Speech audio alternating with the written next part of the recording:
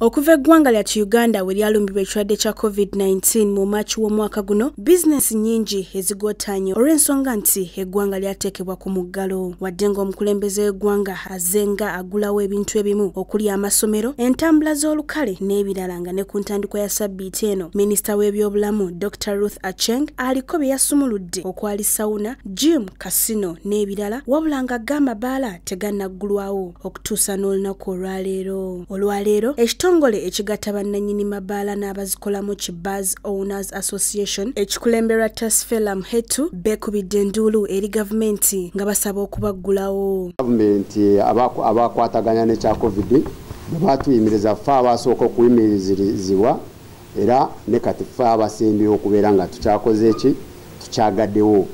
Ebintu bingi babigulawo naye amabaala nga kyagaddwawo era kwe kukola okwagala kuyambisibwa ab'amawulire abali wano mu kutwala omulangwa gwaffe okuyita mu kibiina kyaffe mutuyambeko kutuusa omulangwa gwaffe. Bano bagamba nga bizinensi endala bwe zisobodde okukola mu kiseera kino ekya COVID nabo basobola okugoberera amateeka agaateekebwawo okuziyiza okusaasaana kw'ekirwadde ki COVID-19 nga n'obudde bwa kafyu bakubussaamu ekitiibwa. Ffe tuliwo twagala tukwatagane ne gavumenti tusobole okugulawo tugoberera amateeka.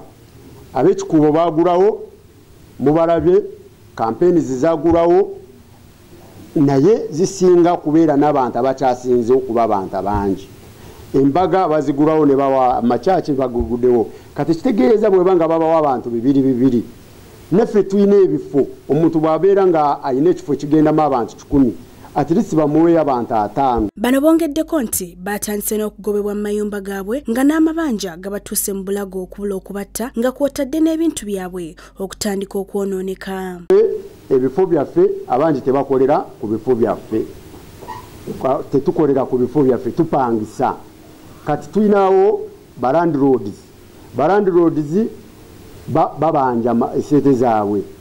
Tulinawo amasanyalaze waliwo bills wekikwatako pulezidenti ne kabineti ne ba task force baveeyo. Tulina obuzibu bw'amaanyi ba addressing eki ensonga eno nkulu. Mugenda kuwulirawo bizinesi nyingi zigalwawo, abantu bafiirigwa ebintu byabwe billions and billions, abantu bagenze mu makomera, abantu bagenze mu makooti kubanga these landlords some are cruel tebaagala kumanya. Gavumenti efuna omusolo oguwera ddala obuse 2 billion 8 buli mwaka okuva mu mabaala nga mu bbanga lyabadde tebakola gavumenti efiiriddwa omusolo oguwera ddala tiriyoni 1 mwaka wumbi kamu. Bano tebakomyeko wabula era bagenze mu maaso ne batiisatiisa okwegugunga singa gavumenti tebaggulawo mu bunnambiro. Sarah Nakandi, ACE TV Select ey'enjawulo.